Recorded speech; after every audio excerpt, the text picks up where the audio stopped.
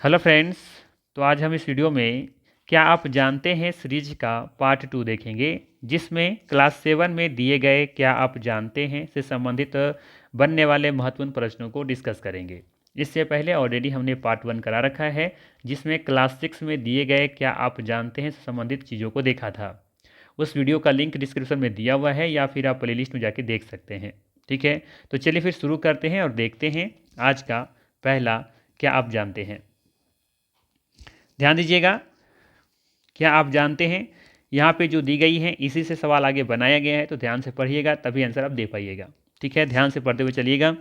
पहला है मनाली लेह राजमार्ग 4 दरों से गुजरता है, कौन कौन? रोहतांग ला, बारह लाचा और एक है लुंगा लाचा और चौथा है टंगलंग ला। ठीक है, यह राजमार्ग केवल जुलाई से सितंबर के बीच में खुलता है। ध्यान रखिएगा, यह राजमार्ग सिर्फ कब खुलता है? जुलाई से सितंबर के बीच में, जब बर्फ को मार्ग से हटा दिया जाता है। ठीक, चलिए अब देखते हैं सवाल क्या बनेगा। यहाँ से थोड़ा सा टाइम दीजिएगा। चलिए, क्वेश्चन आगे पीछे हो गया था, अब सही है। सवाल है कि मनाली लेह राजमार्ग कितने दरों से गुजरता है? 2, 3, 4, एक से अधिक या फिर उपरोक्त में से कोई नहीं। क्या होगा सही आंसर? बिल्कुल सही हो जाएगा सी विकल्प 4। मनाली लेह राजमार्ग कितने दरों से गुजरता है? 4 दरों से गुजरता है। चारों का नाम जरूर याद रखिएगा। चलिए अगला सवाल है, इसी से है। सवाल है निम्नलिखित में से कौन सा दर्रा मनाली लेह राजमार्ग पर स्थित नहीं है? ठीक है, रोहतांगला, बारालाचा, टंगलंगला, एक से अधिक या फिर उपरोक्त में से कोई नहीं। सवाल ध्यान से पढ़िएगा, राजमार्ग पर स्थित नहीं है तो देखिएगा रोहतांग भी है। ठीक है, यहाँ से देखिए देखेंगे आप तो रोहतांग भी है।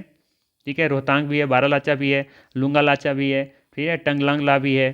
ठीक है, लेकिन यहाँ पे देखेंगे तो दिए विकल्पों में से तीनों सही है, ये तीनों मनाली लेह राजमार्ग पर ही स्थित है, अर्थात सही आंसर क्या हो जाएगा? विकल्प नंबर ई, उपरोक्त में से कोई नहीं। ठीक है, ध्यान से पढ़ते चलिए, समझते हुए चलिएगा। अगला सवाल क्या बन सकता है? सवाल बन सकता है कि मनाली लेह राजमार्ग आमतौर पर किन महीनों के बीच खुला रहता है? जनवरी से मार्च, अप्रैल से जून या जुलाई से सितंबर? सही आंसर क्या हो जाएगा? जुलाई से सितंबर। ठीक है, आप देख सकते हैं यहाँ पे ये जुलाई से सितंबर के बीच में खुला हुआ रहता है। ठीक है, जब बर्फ को मार्ग से हटा दिया जाता है। ठीक है ना, तो ये 3 सवाल यहाँ से बन सकता है। चलिए अब आगे देखते हैं अगला क्या है हमारा टॉपिक। अगला है क्या आप जानते हैं वैज्ञानिकों को तो यहाँ से मछलियों के कंकाल भी मिले हैं, आपके अनुसार ये क्या हो सकते हैं?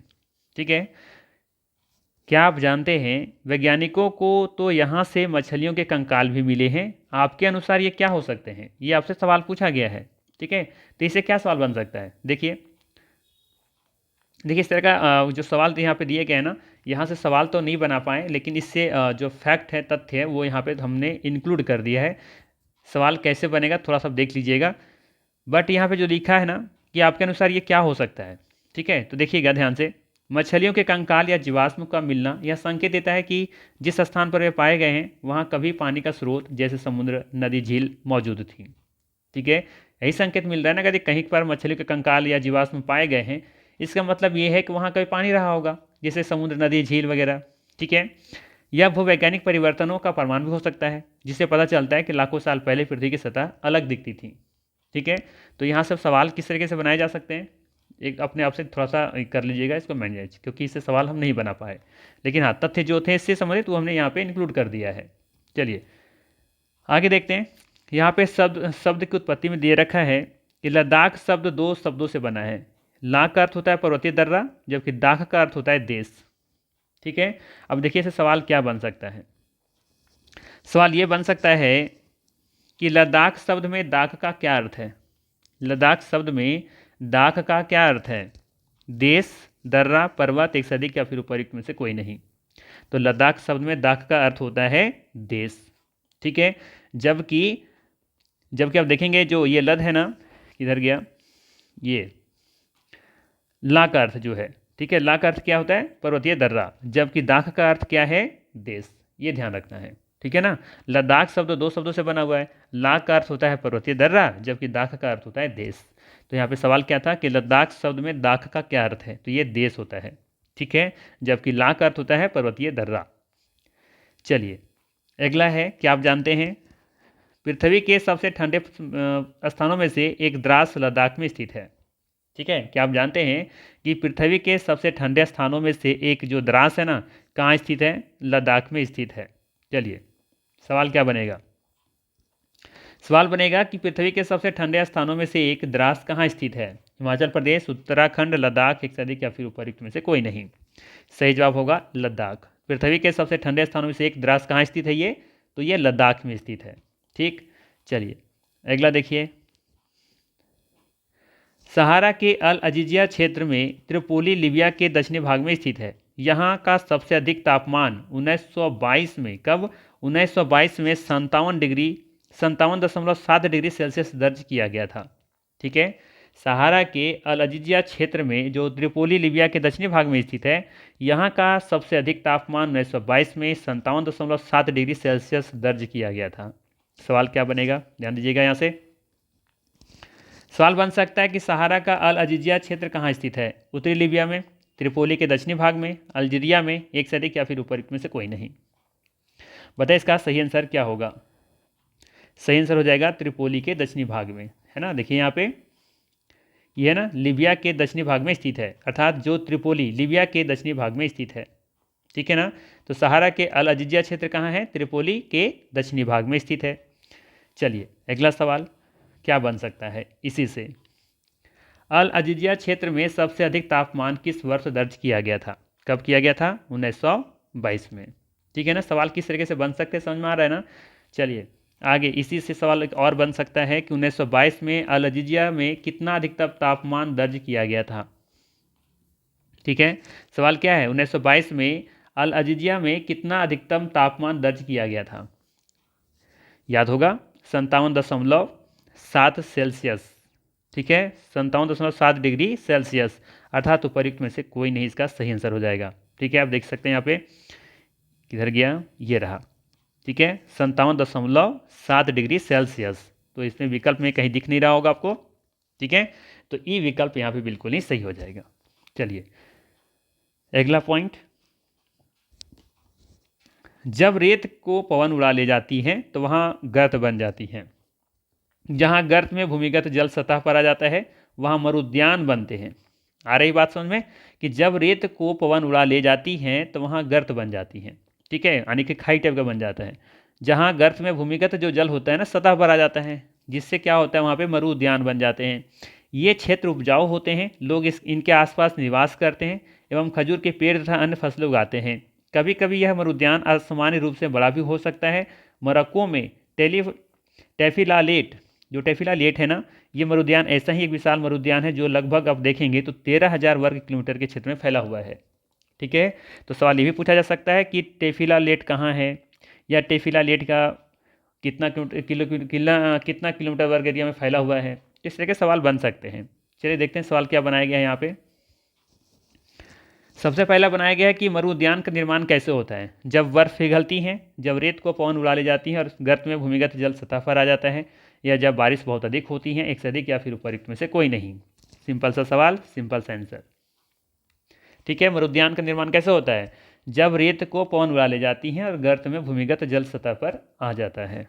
ठीक, चलिए आगे देखिए अगला सवाल क्या बन सकता है। मरुद्यान के आसपास के क्षेत्र कैसे होते हैं?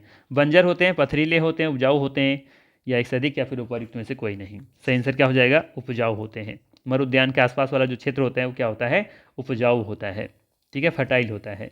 चलिए एक और सवाल बन सकता है इससे। सवाल क्या बनेगा कि लोग मरुद्यान के आसपास क्यों निवास करते हैं? क्या रीजन है? वहाँ ठंड होती है, वहाँ पानी और उपजाऊ भूमि होती है, वहाँ पहाड़ होते हैं, एक से अधिक या फिर उपर्युक्त में से कोई नहीं। सही जवाब क्या हो जाएगा कि वहाँ पे पानी और उपजाऊ भूमि होती हैं। ठीक है, इसीलिए लोग मरुद्यान के आसपास निवास करते हैं। चलिए एक सवाल और इसी से बन रहा है कि टेफिलालेट मरुद्यान कहाँ स्थित है? भारत में, मिस्र में, मोरक्को में? सही आंसर हो जाएगा मोरक्को में। ठीक है, टेफिलालेट मरुद्यान कहाँ स्थित है? मोरक्को में स्थित है, याद रखना है।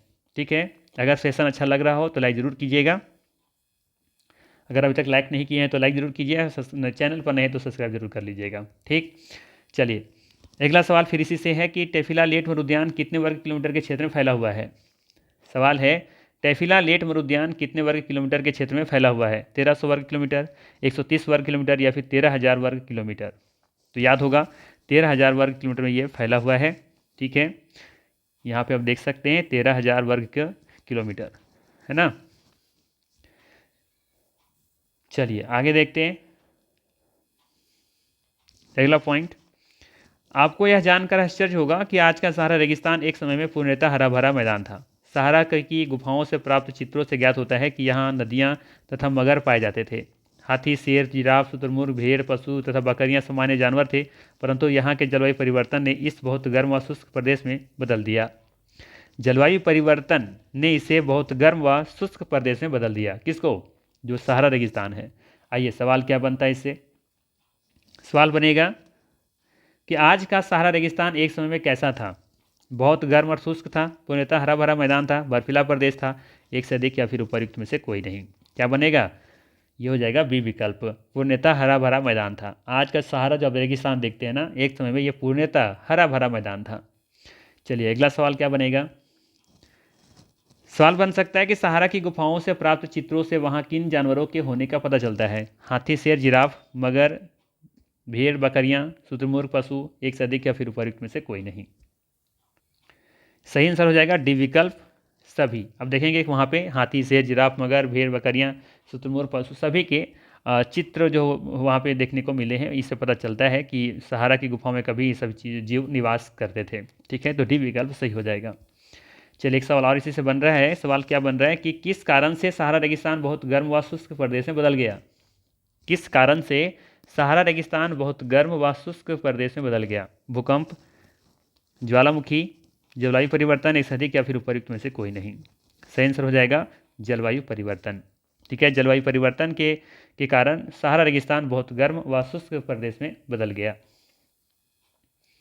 चलिए आगे है, गंगा नदी के संरक्षण के लिए नमामि गंगे कार्यक्रम को शुरू किया गया है। क्या आप जानते हैं कि गंगा नदी के संरक्षण के लिए नमामि गंगे कार्यक्रम को शुरू किया गया है। ठीक, सवाल क्या बनेगा। सवाल बन सकता है यहाँ से कि गंगा नदी के संरक्षण के लिए कौन सा कार्यक्रम शुरू किया गया है। विकल्प में दिया रहेगा स्वच्छ भारत अभियान, नमामि गंगे कार्यक्रम, मेक इन इंडिया, उपर्युक्त में से एक से अधिक या फिर उपर्युक्त में से कोई नहीं। सही आंसर क्या हो जाएगा? नमामि गंगे कार्यक्रम। सिंपल सा क्वेश्चन, सिंपल सा आंसर। चलिए एक है शब्दावली दे रखा है। रेगिस्तान का मतलब कि यह एक शुष्क प्रदेश है जिसकी विशेषताएं अत्यधिक उच्च अथवा निम्न तापमान एवं विरल वनस्पति है। रेगिस्तान का क्या मतलब है कि यह एक शुष्क प्रदेश होता है जिसकी विशेषताएं क्या होती हैं? अत्यधिक उच्च अथवा निम्न तापमान एवं विरल वनस्पति। सवाल क्या बनेगा, ध्यान दीजिएगा। रेगिस्तान की विशेषताएं क्या है? मध्यम तापमान, घनी वनस्पति, बिल्कुल नहीं। अत्यधिक उच्च अथवा निम्न तापमान और घनी वनस्पति, तो घनी वनस्पति तो हो ही नहीं सकता। फिर अत्यधिक उच्च अथवा निम्न तापमान और विरल वनस्पति, तो ये बिल्कुल सही हो जाएगा। ठीक है, अत्यधिक उच्च अथवा निम्न तापमान हो सकता है और विरल वनस्पति। निम्न तापमान कब होगा? रात में। अत्यधिक तापमान कब होगा? दिन में। विरल वनस्पति हमेशा रहेगा। ठीक है, तो सी विकल्प सही हो जाएगा। चलिए आगे है, क्या आप जानते हैं अगला पॉइंट है, सार्वभौमिक स्वच्छता कवरेज प्राप्त करने और स्वच्छता पर ध्यान केंद्रित करने के प्रयासों में तेजी लाने के लिए भारत के प्रधानमंत्री ने 2 अक्टूबर 2014 को स्वच्छ भारत मिशन का शुभारंभ किया था। ठीक है, याद रखना है, भारत के प्रधानमंत्री ने 2 अक्टूबर 2014 को स्वच्छ भारत मिशन का शुभारंभ किया था। ठीक, क्या सवाल बनेगा, ध्यान दीजिएगा। सवाल बन सकता है कि भारत के प्रधानमंत्री ने स्वच्छ भारत मिशन का शुभारंभ कब किया। ठीक है, 2 अक्टूबर 2010, 2 अक्टूबर 2012, 2 अक्टूबर 2014। सही आंसर हो जाएगा 2 अक्टूबर 2014। ठीक है, चलिए आगे देखते हैं। गंगा एवं ब्रह्मपुत्र नदी के अलवण जल में एक प्रकार की डॉल्फिन पाई जाती हैं जिसे स्थानीय भाषा में क्या कहा जाता है? सुसु कहा जाता है अथवा अंधी डॉल्फिन। सुसु की उपस्थिति से जल की शुद्धता का पता चलता है। अगर सुसु की उपस्थिति है तो इससे ये पता चलता है कि जल कितना शुद्ध है। रसायन की अत्यधिक मात्रा वाली गैर उपचारित औद्योगिक एवं शहरी गंदगी इन प्रजातियों को नष्ट कर रहे हैं। ठीक है, अब इसे सवाल क्या बनेगा, ध्यान दीजिएगा। गंगा और ब्रह्मपुत्र नदी के अवलवन जल में पाई जाने वाली डॉल्फिन को स्थानीय भाषा में क्या कहा जाता है? शार्क, सुसु अथवा अंधी डॉल्फिन, ब्लू व्हेल, एक से अधिक या फिर उपर्युक्त में से कोई नहीं। तो क्या कहा जाता है? सुसु कहा जाता है। ठीक है, चलिए एक सवाल और बनेगा इससे किसकी उपस्थिति से जल की शुद्धता का पता चलता है? मछली, मेढक, सुसु, एक से अधिक या फिर उपयुक्त में से कोई नहीं। क्या हो जाएगा? सुसु। ठीक है, जिसे अंधी डॉल्फिन भी कहते हैं। एक सवाल और बन सकता है, कौन सी चीज़ें डॉल्फिन प्रजातियों को नष्ट कर रही हैं? अत्यधिक बारिश, रसायनों की अत्यधिक मात्रा वाले गैर उपचारित औद्योगिक एवं शहरी गंदगी, कम पानी, एक से अधिक या फिर उपयुक्त में से कोई नहीं। सही आंसर हो जाएगा बी विकल्प, रसायनों की अत्यधिक मात्रा वाले गैर उपचारित औद्योगिक एवं शहरी गंदगी। ठीक है ना।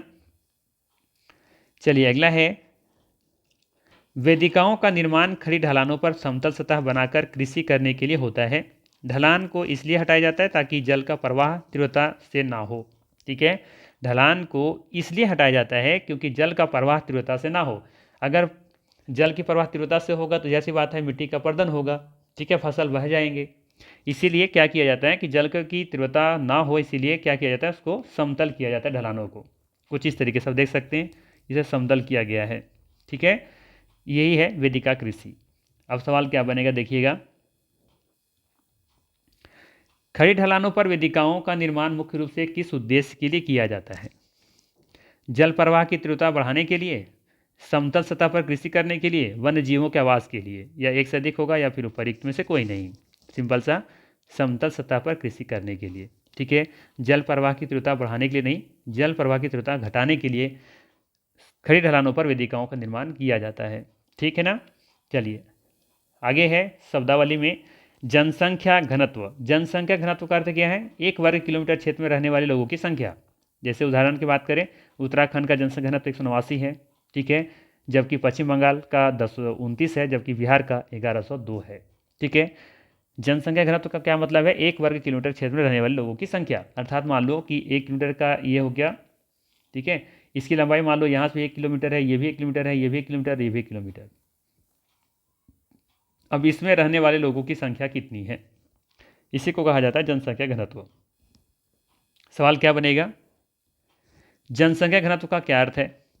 एक गांव में रहने वाले लोगों की संख्या, एक वर्ग किलोमीटर क्षेत्र में रहने वाले लोगों की संख्या, एक शहर में रहने वाले लोगों की संख्या, एक से अधिक या फिर उपयुक्त में से कोई नहीं। सही आंसर क्या हो जाएगा? एक वर्ग किलोमीटर क्षेत्र में रहने वाले लोगों की संख्या। ठीक है, चलिए इसी से एक सवाल और। सवाल है, बिहार का जनसंख्या घनत्व कितना है? 1029, 189, 1102। ठीक है, सही आंसर क्या हो जाएगा? 1102। बिहार का जनसंख्या घनत्व कितना है? 1102 है। जबकि 1029 किसका? पश्चिम बंगाल का है। जबकि 189 आप देखेंगे तो ये किसका है? उत्तराखंड का है। ठीक है, उत्तराखंड का जनसंख्या घनत्व 189 है, जबकि पश्चिम बंगाल का 1029 है और बिहार का 1102 है। ठीक है ना। चलिए आओ कुछ करके सीखें। ब्रह्मपुत्र नदी को विभिन्न स्थानों पर विभिन्न नामों से जाना जाता है। ठीक है, बिल्कुल जाना जाता है। इस नदी के अन्य नामों का पता लगाइए। सवाल क्या है कि ब्रह्मपुत्र नदी को विभिन्न स्थानों पर विभिन्न नामों से जाना जाता है, इस नदी के अन्य नामों का पता लगाइए। जैसे तिब्बत में ब्रह्मपुत्र को क्या कहा जाता है? सांगपो कहा जाता है। ठीक है, ठीक उसी तरह आगे जब निकलता है, जब वो अरुणाचल में प्रवेश करता है तो वहाँ पे क्या कहा जाता है? दिहांग कहा जाता है। फिर असम में से ब्रह्मपुत्र कहते हैं। तो इस तरीके से अलग अलग स्थानों पे ब्रह्मपुत्र का अलग अलग नाम दिया जाता है।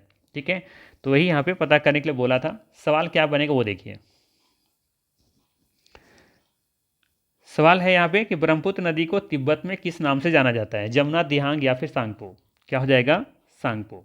ठीक है, जबकि दिहांग कहाँ कहा जाता है? दिहांग जब अरुणाचल प्रदेश में प्रवेश करता है तो वहाँ पे इसे दिहांग के नाम से जानते हैं। ठीक है, ध्यान रखिएगा यहाँ पे कुछ इंपॉर्टेंट पॉइंट। ब्रह्मपुत्र नदी को विभिन्न क्षेत्रों में अलग अलग नाम से जानते हैं। तिब्बत में इसे सांगपो कहते हैं, अरुणाचल प्रदेश में इसे दिहांग कहते हैं। जब दिहांग या सियांग, ध्यान रखिएगा दोनों, दिहांग और सियांग कहाँ पे? अरुणाचल प्रदेश में। जबकि असम घाटी में इसे ब्रह्मपुत्र के नाम से फिर जानते हैं। बांग्लादेश में इसे जमुना कहा जाता है, जहाँ यह गंगा नदी की मुख्य शाखा पद्मा के साथ मिल जाती है। गंगा नदी को बांग्लादेश में पद्मा कहते हैं। ठीक है, और बांग्लादेश में इसे जमुना कहते हैं। जमुना कब कहा जाता है? जब ये गंगा नदी जाके इसमें मिल जाती है। किससे? ब्रह्मपुत्र से। ठीक है, तो ये फैक्ट याद रखिएगा। चलिए आगे है, क्या आप जानते हैं ब्रोमीलॉयड एक विशेष प्रकार का पौधा है जो अपनी पत्तियों में जल को संचित रखता है। मेढक जैसे प्राणी इन जल के पॉकेट का उपयोग अंडा देने के लिए करते हैं। ब्रोमीलॉयड एक विशेष प्रकार का क्या है? पौधा है जो अपनी पत्तियों में जल का संचित रखता है। मेढक जैसे प्राणी इन जल के पॉकेट का उपयोग अंडा देने के लिए करते हैं। सवाल क्या बनेगा? सवाल बनेगा कि ब्रोमीलाइड किस प्रकार का पौधा है? पानी में तैरने वाला, रेगिस्तान में उगने वाला, अपनी पत्तियों में जल संचित रखने वाला। सही आंसर हो जाएगा अपनी पत्तियों में जल संचित रखने वाला। ठीक, एक सवाल और यहाँ से बनेगा। सवाल क्या बन सकता है कि मेढक जैसे प्राणी ब्रोमीलाइड की पत्तियों में संचित जल का उपयोग किस लिए करते हैं? किस लिए करते हैं? अंडा देने के लिए। ठीक है, चलिए आगे। एक और है सहायक नदियों के बारे में कि यह छोटी नदियाँ होती हैं जो मुख्य नदी से मिलती हैं। मुख्य नदी अपनी सहायक नदियों के साथ जिस क्षेत्र के पानी को बहा कर ले जाती हैं वह उसका बेसिन अथवा जल संग्रहण क्षेत्र कहलाता है। ठीक है, ये लाइन जरूर समझिएगा कि मुख्य नदी अपनी सहायक नदियों के साथ जिस क्षेत्र के पानी को बहा कर ले जाते हैं ना, उसका बेसिन अथवा जल संग्रहण क्षेत्र कहलाता है। जैसे समझिए कि एक ये मुख्य नदी है, ठीक है, अब इसमें बहुत सारी नदियाँ लाकर मिल रही होंगी इस तरीके से, हो सकता है कि इसमें भी कुछ सहायक नदी लाके मिल रही होंगी इस तरीके से। तो ये जो पार्ट बन रहा है ना, जितना आप देख रहे हैं एरिया, ये सब पूरा क्या बनाता है? जल संग्रहण क्षेत्र बनाता है या बेसिन कहलाता है। ये पूरा एरिया क्या कहलाएगा? इसका बेसिन क्षेत्र कहलाएगा। ठीक है, तो ये यही चीज़ यहाँ पे कहा गया है कि जिस क्षेत्र के पानी को बहा कर ले जाती है वह उसका बेसिन अथवा जल संग्रहण क्षेत्र कहलाता है। और इम्पॉर्टेंट पॉइंट ये ध्यान रखिएगा कि अमेजन बेसिन जो है ना, ये विश्व का सबसे बड़ा नदी बेसिन है। ठीक है, जो कि भारत में गंगा है। चलिए आगे सवाल क्या बनेगा यहाँ से कि सहायक नदियाँ किन्हें कहते हैं? वे छोटी नदियाँ जो समुद्र में मिलती हैं, या फिर वे छोटी नदियाँ जो मुख्य नदी में मिलती हैं, वे बड़ी नदियाँ जो मुख्य नदी में मिलती हैं। सही आंसर हो जाएगा वे छोटी नदियाँ जो मुख्य नदी में मिलती हैं। ठीक है, वे छोटी छोटी नदियाँ जो मुख्य नदी में मिलती हैं, इसे ही सहायक नदियाँ कहते हैं। ठीक है, चलिए अगला सवाल इसी से क्या बन सकता है कि मुख्य नदी अपनी सहायक नदियों के साथ जिस क्षेत्र के पानी को बहा कर ले जाती हैं उसे क्या कहा जाता है? सहायक क्षेत्र, जल प्रवाह क्षेत्र, या फिर बेसिन अथवा जल संग्रहण क्षेत्र, एक से अधिक या फिर उपयुक्त में से कोई नहीं। सही आंसर हो जाएगा सी विकल्प, बेसिन अथवा जल संग्रहण क्षेत्र। ठीक है, चलिए इससे एक और सवाल बनेगा कि विश्व का सबसे बड़ा नदी बेसिन कौन सा है? गंगा बेसिन, नील बेसिन, अमेजन बेसिन। सही आंसर हो जाएगा अमेजन बेसिन। ठीक है, जबकि भारत का पूछे तो गंगा बेसिन। चलिए यहाँ पे एक और है, क्या आप जानते हैं कर्तन एवं दहन की पद्धति में किसान पहले वृक्षों की झाड़ियों को काटकर भूमि साफ करते हैं, फिर इसका जलाया जाता है जिससे पोषक तत्व मिट्टी में मिल जाते हैं। इस साफ भूमि पर कुछ वर्षों तक फसल पैदा की जाती हैं। ठीक है, जमीन के इस टुकड़े के बार बार प्रयोग से मिट्टी में पोषक तत्वों का अभाव हो जाता है, इसलिए इस टुकड़े को छोड़ दिया जाता है। इसके बाद फसल उगाने के लिए किसी दूसरे स्थान को साफ किया जाता है। इस बीच पुराने खेतों में छोटे छोटे वृक्ष उगाते हैं। इस प्रकार मिट्टी पुनः उपजाऊ बन जाती है, तब लोग इस भूमि के टुकड़े को पुनः जोत सकते हैं। ठीक है, तो ये पॉइंट को ध्यान में रखिएगा। यहाँ से सवाल कैसे कैसे बन सकते हैं देखिएगा ध्यान से।